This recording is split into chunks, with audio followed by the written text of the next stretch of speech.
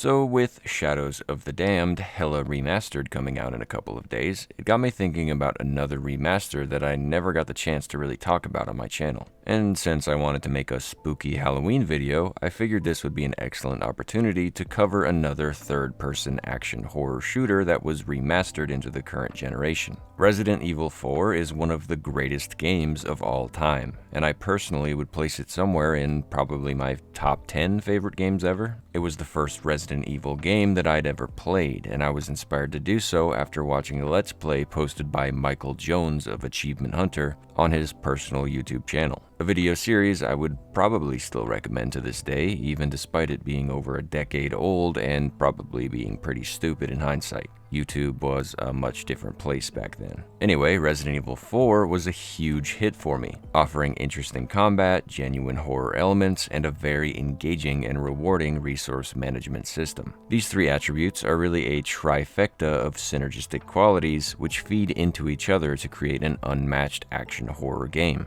which, to me at least, dominates any other title in the Resident Evil series. You see, the combat of the game is largely balancing horror and resources between it, through a couple of mechanics that feel kind of silly at face value. But in practice, they create a combat sandbox that is surprisingly interesting for just how simple the game is. When spending your ammo, you'll be greatly encouraged to aim for specific weak points on enemies, mostly being headshots or leg shots. And yeah, that's pretty standard video game gameplay. Obviously, you should aim for the weak spots for more damage. But the really efficient and useful aspect of hitting critical shots within this game is that it will then allow you to approach the staggered enemy to perform an animation either kicking or suplexing the enemy, which has a few key bonuses. Firstly, this is free damage that won't cost you ammo. Secondly, this animation makes you invulnerable for its duration, and third, the animation will knock over or stagger other enemies in its way, creating a natural and interesting form of crowd control in this zombie game. All of that for the cost of one single well-placed bullet, and there's even more benefit to be had in certain safer circumstances. While knocked down, these zombies are temporarily pacified until they complete an animation to stand back up. This gives you the perfect couple of seconds to unsheath Leon S. Kennedy's ultimate weapon,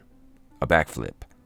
Okay, his second most powerful weapon, his reliable, iconic, and personal legendary knife. This knife has major significance within a moment in the original game where Leon first confronts his former comrade, Krauser, in which they're both revealed to be using the same blade, instantly showing us their connection to one another in a visual way, and then telling us anyway because this game has terrible cheesy dialogue. Leon's knife has both huge significance to him as a character, but also gives a distinct balance to the combat. This knife could be looked at as your last line of defense if you were to run completely out of ammo. However, that defense is pretty flimsy without being able to manipulate combat situations with other tools at your disposal. Essentially, being backed into the corner of having to use your knife because you've been wasteful with ammo will play out the highest level of horror possible. You'll be swarmed by enemies that you have no chance of defeating without taking damage, because you'll have to plunge yourself into the danger of a close-range battle. And so, to avoid this scenario, you'll want to practice resource management in every situation you possibly can, as a way of carefully balancing at what distance you'll want to keep the horrors at bay, hopefully leaving yourself the leniency of extra ammo when the shit really hits the fan. And one of the most effective ways to conserve ammo in the safe situations where your odds of taking damage are low is to utilize the reliability of your knife in situations where you can subvert the danger of its lack of range, mostly by slicing dudes while they're down. The three great aspects of this game have a nearly perfect balance to them.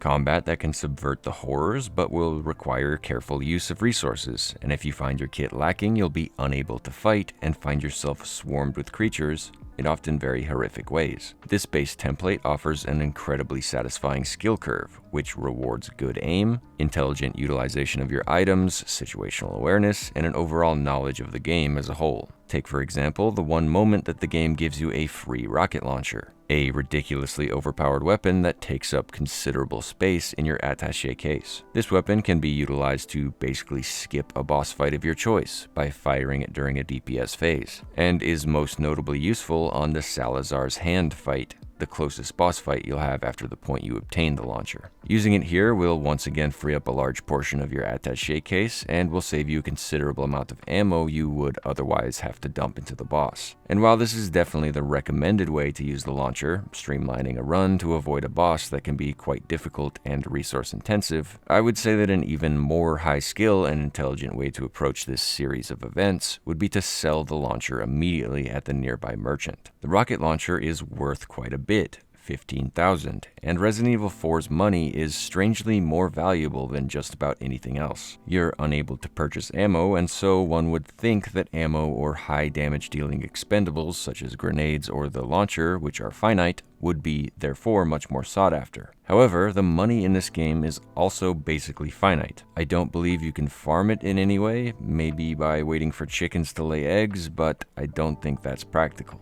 And so, while both are important, the difference in valuing the single free launcher as a powerful one-time use weapon, or as something worth selling, to me comes down to one thing. Money can be used to purchase permanent upgrades to your weapons, and more damage into your weapons means your overall ammo is more effective. Therefore, the smartest and highest skill option is to sell the launcher, which I ordinarily won't have space for at that point anyway, and face down whatever boss you would have skipped, permanently strengthening the viability of your resources and choosing to pit yourself against more of the horrors. Another version of this gameplay loop playing out comes in the form of an exploit, so take it with a grain of salt. But I definitely consider it a valued aspect of the game. Whenever you upgrade any weapon's capacity stat, you'll be granted a full magazine on that weapon in the process. Now, to be completely transparent, I do believe this to be an oversight, or at bare minimum, a way for the devs to avoid having to code a more complex system of counting your ammo. However, this oversight offers such an interesting metagame of ammo management,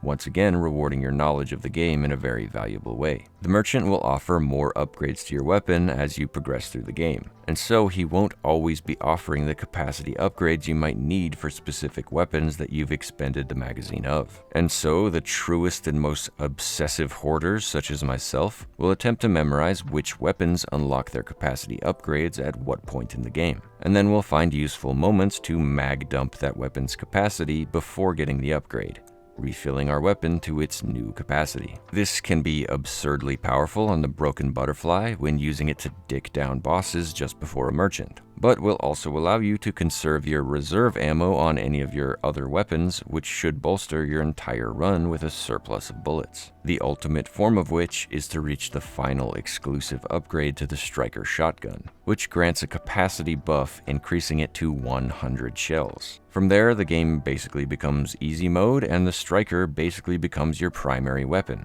But I still see it as an acceptable boost in resources for an exclusive upgrade. Now, I would definitely say that this exploit has the potential to ruin the ammo economy of the game, leaving you with a considerable arsenal to blast your enemies with. But on the other hand, utilizing this exploit is another way that you'll have to carefully approach combat scenarios and often leave yourself without your most powerful sources of damage for extended periods of time. And so I would say that no matter how you choose to play, either by ignoring the exploit and carefully using ammo as you find it, or by utilizing the exploit and artificially limiting your combat potential so as to obtain small bursts of bonus resources, you're still engaging with the system in a way that fits nicely within the three major elements of the game. Even when using the exploit, your bullets feel very real and immersive, and you'll have to play around their finite nature to surpass the challenges of the game in an efficient way. The formula of scary enemies to fight and powerful combat to deal with them, which requires a careful consideration of the ammo economy,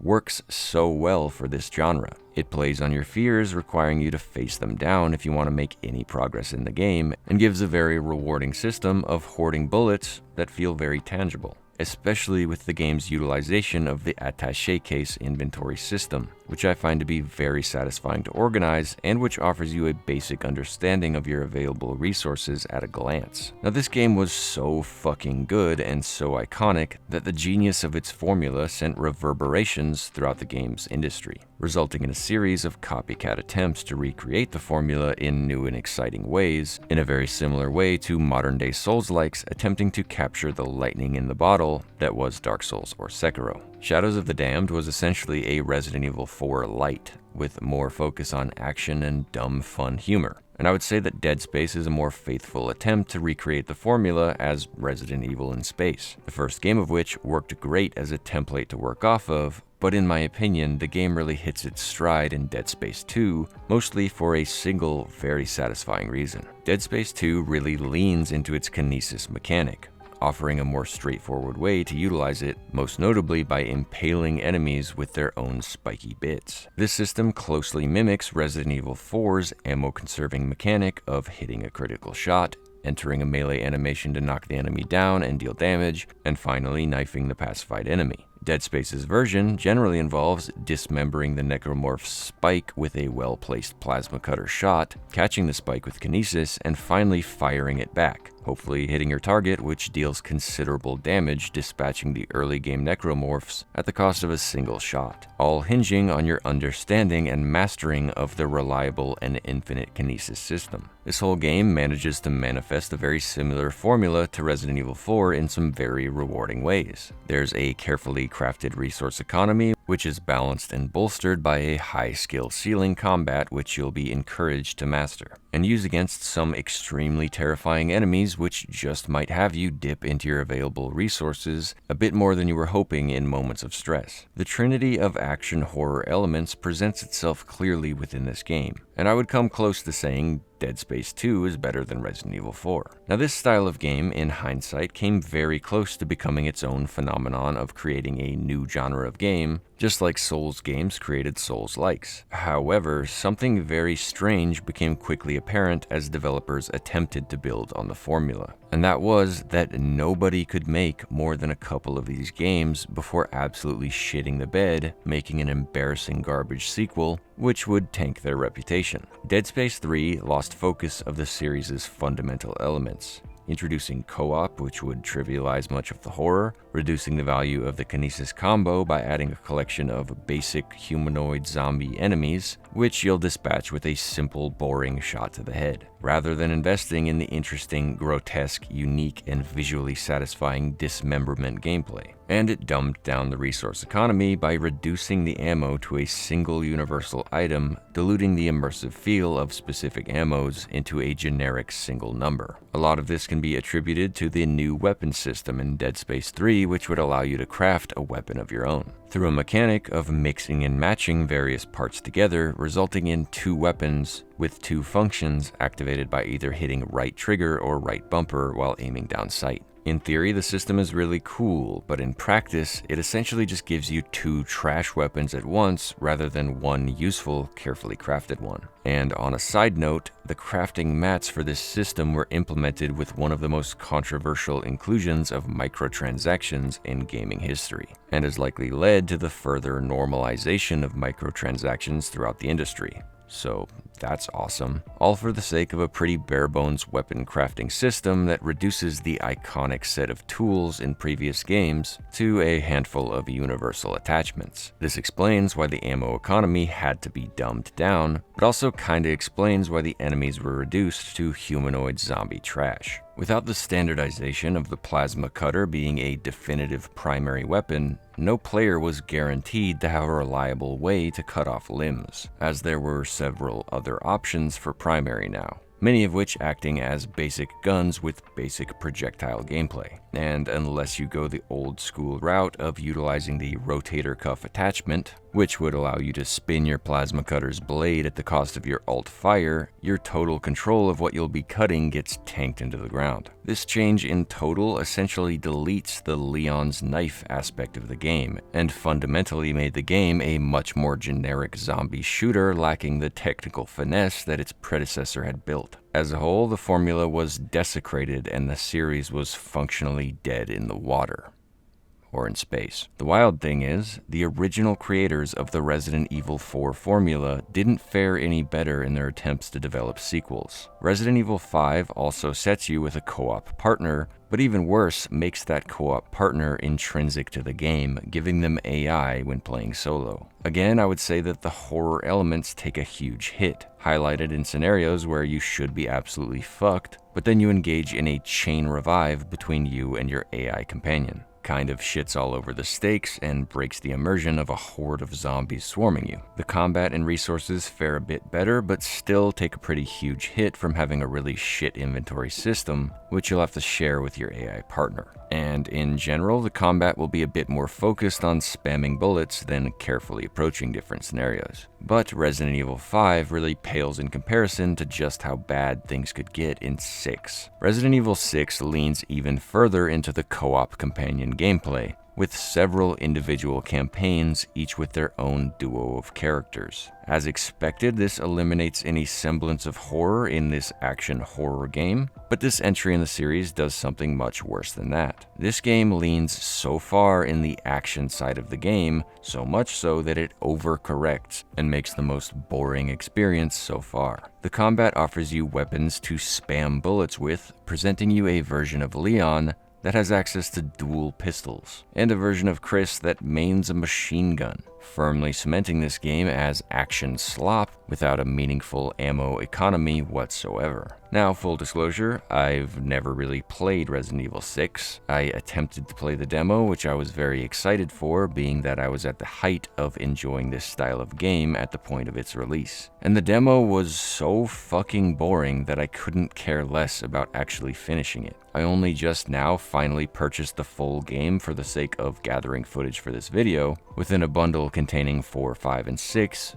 which was on sale for $12. That sale might still be going on, so if you're watching this video early and have an Xbox, I would definitely recommend picking it up, mostly because Resident Evil 4 is worth $12 alone. I almost certainly won't be playing 6 any more than I need to for this video. Anyway, my point in all this is just to say that the formula that Resident Evil 4 had developed turned out to be so fragile that just about any change has the potential to ruin the gameplay entirely. You need combat with scarce, limited high-power options and a reliable but weak and dangerous to use base level of combat that will feed into your ability to save bullets. You need a resource economy where every item feels useful and tangible, something you'll want to invest in enough to make conscious decisions where to spend valuable items in what situations. And you'll need horrifying elements that can be approached in both a smart and tactical way, which saves you ammo, but will likely scare you into blasting your load of ammo in their most terrifying moments. If any one of these 3 elements is reduced, the game as a whole will suffer.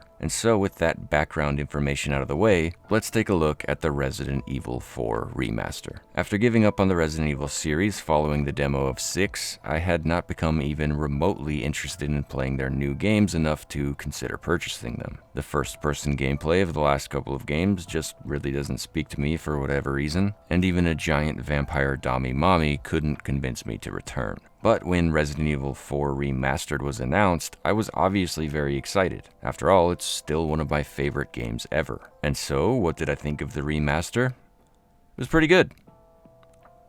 They took one of the greatest fucking games of all time and reduced it to something I can only describe as pretty good. It is an absolute failure of a remaster, barely managing to aesthetically relate itself to the original title. Let's start with something minor, that being the aiming system. In the original release, Leon is given some very jarring for modern times, tank-like controls, where he's unable to effectively turn while moving. And due to the fact that the game was released on GameCube, which only had one stick, you'll have to decide whether you want to move or shoot, as aiming down sight changes your stick input from movement controls to your aiming controls. Now this is definitely an outdated system, and I could honestly take it or leave it. I don't necessarily believe that Capcom would have designed it this way if they weren't working with older gaming hardware at the time. However, there is a few pretty important benefits that are gained in the horror aspect due to this design limitation. You'll clearly be swarmed with enemies more frequently when actively having to choose between running or fighting, and every second you spend deciding will allow enemies to bear down on you further. Again, I really could take it or leave it. I definitely understand that certain more modern gamers would be hesitant to play something with less control than they're used to. And so the remaster's change to a dual stick move and shoot style shouldn't have surprised anyone. I think it's a small hit to the horror elements, but that was the cost for a more inclusive game, so there's not all that much damage done so far. But we are just getting started. The other aspect of the aiming system that was changed from the original is so fucking garbage. I cannot fathom why it was implemented over the far superior system of the original. In the original, your weapons will mostly be aimed with an incredibly immersive laser sight, which perfectly displays where your bullet will land. And while that sounds somewhat overpowered, keep in mind that miniguns have a heavy intrinsic sway to them, which will be mitigated after upgrading to more stable versions. The game almost never feels as though you missed your shot with anything other than a failure on your own part by mistiming the sway. And there's no greater gold standard of a video game system working well than when you'll consistently understand that your failures are your own. If the game gives you full control alongside some natural balancing mechanics to overcome, then you'll intuitively know when you miss that you failed to overcome them. The antithesis of this concept and the absolute failure of a video game to properly act as an interactive medium is for RNG to decide whether or not you've landed your shot. And there's no greater evil within game design than this fucking 4-line reticle, which has infected its way through the entire industry, writhing around in every shooter. I hate this concept so fucking much, and its popularity in modern gaming has caused me so much cumulative grief. And I don't think I'm alone in that, I just don't think many people think to question the system. Take Hunt Showdown, for example. This game features 2 perks and 1 feature which are nearly unmatched in damage-dealing potential: fanning, levering, and dual-wielding pistols, all of which supercharges your rate of fire at the cost of being unable to use while aiming down sight. This leaves you with no other option than to utilize the 4-line reticle to spam a barrage of bullets at your enemy and hope that you get good RNG. What an ass-backwards way to design a PvP game. Incredibly powerful, skill-less options entirely reliant on RNG. Super fun to be killed by, super satisfying to get kills with. The 4-line reticle style of design is absolutely everywhere in modern gaming, and fuck, I'm gonna sound like such a fucking boomer asshole in this video. Games didn't used to do this, because games used to actually have interesting design instead of cookie-cutter design. Halo had fixed reticles because Spartans were so powerful, they were always aiming down sight, even when running at full speed. Adding reticle bloom, aim down sight, and a sprint feature to Halo made Spartans canonically less powerful, all for the sake of conforming to the boring modern shooter meta. And Resident Evil 4 had its laser reticle, because Leon was canonically a fucking elite badass who wouldn't ordinarily miss his shot unless I'm the one controlling him. The remaster's change to a blooming 4-line reticle is embarrassing slop design, and I fucking hate it. The combat takes a huge hit here, but also the resource economy, because each individual bullet is that much more likely to miss despite any player skill. The one saving grace of this system is the purchasable laser sight, which costs 10 spinels, requiring you to complete many of the game's challenges, likely resulting in a first potential purchase late within the first village area. And the final nail in the coffin is that this laser is only equipable on the first 2 handguns in the game. This means either being limited to the handgun or the Punisher, or you can just deal with the shit reticle and use the better handgun options further into the game, which is especially annoying when the Blacktail was buffed and now takes up less attaché case slots. The gunplay in the remaster is hands down worse with more generic combat, but at least you still have your knife, right? Leon's legendary special knife was removed in favor of a breakable combat knife, which I will admit is at least somewhat significant in being given to him by a character in Resident Evil 2. However, you can also sell that knife for a better version of it later on, so I guess it wasn't all that important to him anyway. It doesn't help that knives in this game are made of paper mache and will break after only a few critical hits, with the lesser knives shattering entirely, being expendable as a resource, and the main knives being shattered and repairable at the merchant for some money. They took the carefully balanced, reliable knife weapon and turned it into a generic consumable resource, which will clutter the fuck out of your attaché case and will consistently drain your currency, rather than the previous system where the knife was the ultimate source of penny pinching and ammo saving. What a fucking misread of the mechanic. Did these assholes even play their game before making the remaster? When looking at the game from the same money-focused tactical style of play that would have me selling the launcher in the original, my only conclusion is that you should really just sell the combat knife from the beginning of the game. It's a money sink that you shouldn't rely on. Just use the shitty knives as consumables whenever you find them to break them and free up space in your inventory. The revised system is best left ignored and subverted, leaving you to instead just spam ammo at everything because that's what the combat has been reduced to. But never fear, because the remaster allows you to craft ammo, boosting whatever weapon you might be running low on. I don't really have that much of a problem with the crafting mechanic other than petty gripes, like how I absolutely despise having a messy attaché case. It really fucking irks me to see a bunch of bags of scrap thrown everywhere alongside a bunch of gunpowder and loose kitchen knives. But also, the whole crafting system's inclusion seems like bowling with the bumpers up. Like they didn't have to make a well-crafted economy of resources, so long as they offer the players some options to make whatever resources you need in that moment. Again, this feels a bit like Dead Space having a universal ammo system. I suppose you could take it or leave it, but I err on saying it sucks. The original game didn't need the training wheels. Another potential hit to the resource economy is that the remaster patches the ammo exploit, which grants full reloads on capacity upgrades. And I guess that confirms that it is an exploit. It's just a shame that the Striker's utility goes into the trash from that change. It's just a pretty good shotgun now, but so is the riot gun,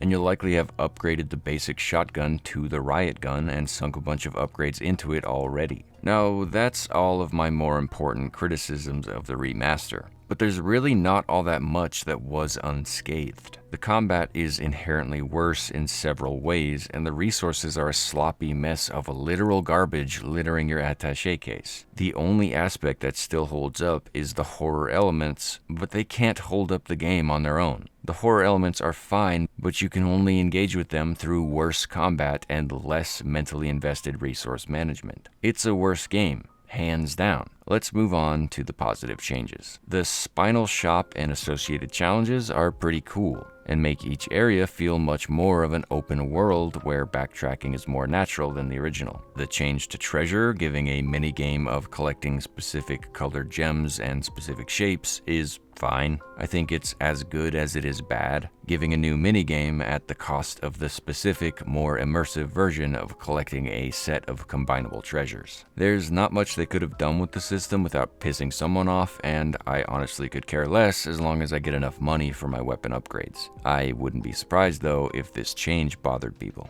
I like that the remaster was confident enough to shuffle around some areas and flesh out others, making you approach certain situations in a reverse order from the original. It gives a distinct feel to the game, which honestly gives it a reboot vibe more than a remaster, and can help separate you mentally from the original, which is a good thing for this title. It really shouldn't want you to make comparisons to the original. But I think that feeling is basically unavoidable for any Resident Evil 4 fan, just as it was for myself on my first playthrough. After beating and putting down the remaster, I felt this great urge to return to the original, and found myself enjoying it much more despite having played it like 20 times already. Even despite its age, its clunky controls, its cheesy dialogue, its outdated graphics, it is hands down a better game. And if you think you can stomach the older design, I would absolutely recommend you to take advantage of the Halloween sale and play Resident Evil 4. It truly is a masterpiece. Happy Halloween, everyone. Thank you all for watching. Hopefully this video didn't come off as too rushed, because it was. I had a hard time meeting that Halloween deadline, but either way, I hope you all enjoyed.